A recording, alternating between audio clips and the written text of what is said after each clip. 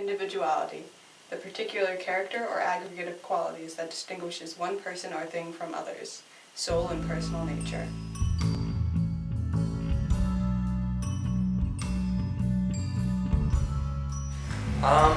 Well, running is a big part of my life, so I'm one of the only people here that does it, and I guess that kind of makes me individual.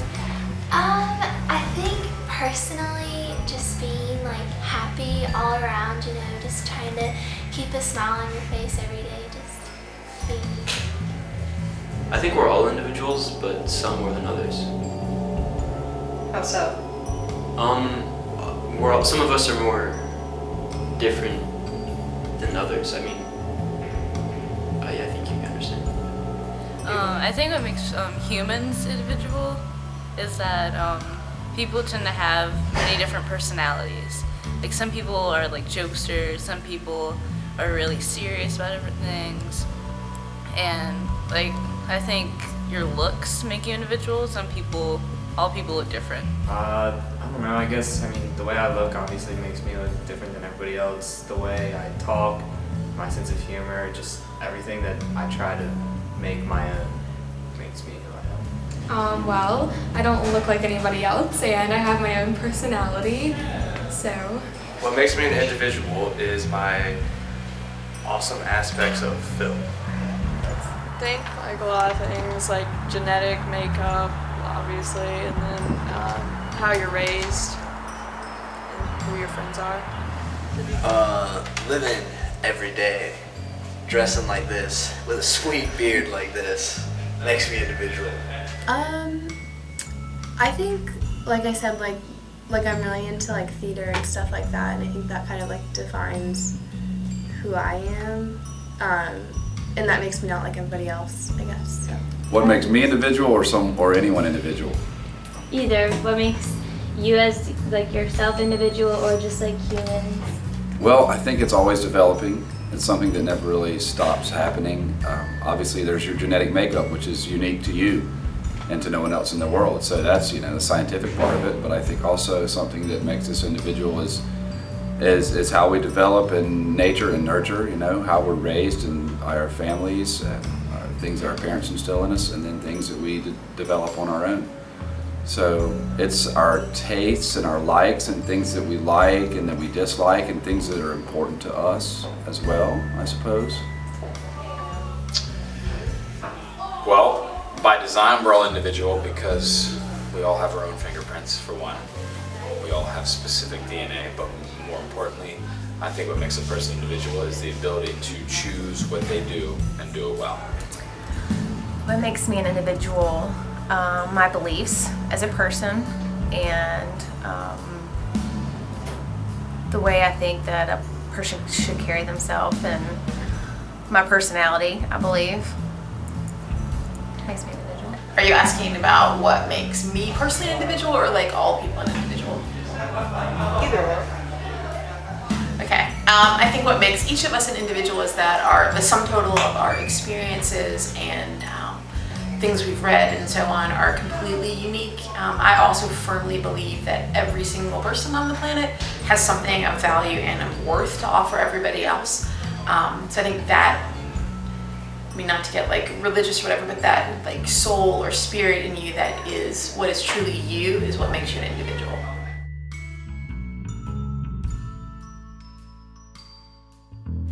Well, I think I enjoy it, so it kind of has become a part of life. So, yeah.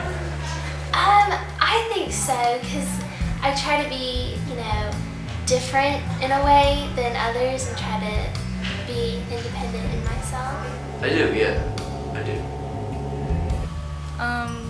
That's kind of a question. It's still kind of in question, but I think I have a better sense of it. I kind of know like where I fit in, what people I can hang with, who I most like, I think. I like to think that just humor, the way you dress, the way you look, the way you act, makes me who I am. I try to focus on making people laugh, making people happy. But other than that, yeah, I think that's probably who I'm going to be throughout high school. I definitely like became more of an individual, but I don't really know like if I found it perfectly yet. Yes, I found my individuality. Yeah, I guess so. I think I'm pretty original. I do believe that I found my individuality because I don't let anyone else tell me how I should do what I do. Definitely in 9th grade I was not an individual, but now I can definitely see that I'm like a more individualistic person than I was. I definitely think I've found my individuality, but it's not just one thing. I think part of my individuality personally is that I love so many different things, and it's almost kind of hard because I really, there's so many different things that I want to improve about myself and my life, even at the young age of 44. You know, I'd like to be a better guitarist. I'd like to be a better father, husband, brother, surfer, Spanish teacher, of course. So there's just so many things. But all those things make me the individual that I am, because I don't feel like I'm necessarily. I mean, some people may say, well, he's a Spanish teacher, and many of you know me as that, but that's not necessarily what makes me who I am, or makes me individual. So you believe that you found your individuality? Most of the time, yeah.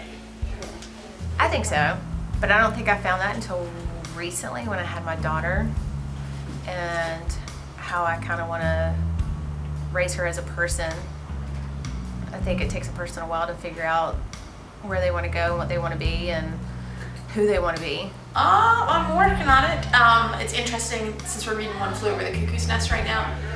Trying to think about how McMurphy and Chief Bromden are caught in the Combine, and their individuality is constantly being stripped from them. It definitely makes me reconsider the ways that my individuality is being stripped from me.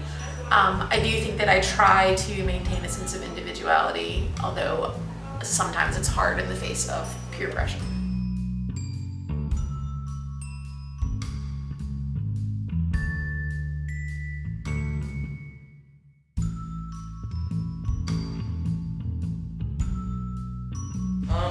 Not really. It's, like I said, like part of life, so I kind of do it every day. It's natural. I think so, because you're so like influenced by the people around you, and being like everyone else is sometimes not the best.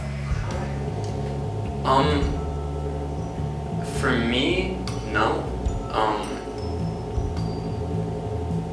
For other people, not like everyone else, but just some other people, I think probably. I think it's hard because there's like a lot of different like social cliques, if you know what I mean. Like there's the popular people, and then you're always trying to do your best and like look cool and be like that person. Oh, at some points, I mean, there's a lot of times where you just don't want to talk to anybody, you don't want to be around people, you just want to be alone, be yourself, or even like try to act like everybody else just so you fit in. But I think it's more important just to be who you are, and that'll end up being better for you. Yeah, it's definitely hard because you want to like fit in, and you don't want people to like think you're weird. I don't think it's that hard to maintain individuality when you already have it, because people are people, and you're going to come across multiple people in your life that want to try to change you. You deny them, but they know. Yeah, I would say so, just because everyone's really critical in high school, and like you're kind of critical on yourself too. To a point, yes, but it's also the will that you have to create the individuality for yourself. Yes, it's really hard. I remember I struggled with it a lot in like 9th grade because I was like, oh, I have to like fit in. I don't want people to like think I'm weird or anything like that. But I think like as you like mature, you kind of realize that it's not important to like go along with what everybody else does. Yeah. For me, it can sometimes be difficult to maintain your individuality because a lot of that has to do with self-expression. And sometimes within the confines of school or work, we are limited in our ability to be expressive and to express ourselves due to not just political correctness, but also to manners and tact. You know, you want to tell people how you feel and you want to express your individuality, but you also don't want to, you know, to hurt others, or you don't want it to be a part of your individuality, something that could cause harm to other people, or something that, you know, might get in the way of their individuality. So sometimes it's hard to maintain, but a lot of it has to do with your personality as well, I guess. Yep. Because sometimes they won't let me do what I do the best. I think you get lost sometimes in the routine day-to-day stuff, but when you really think about it, you can choose to shine or hide behind closed doors. And I think it's easy here in my position to, you know, laugh, smile, and enjoy my job.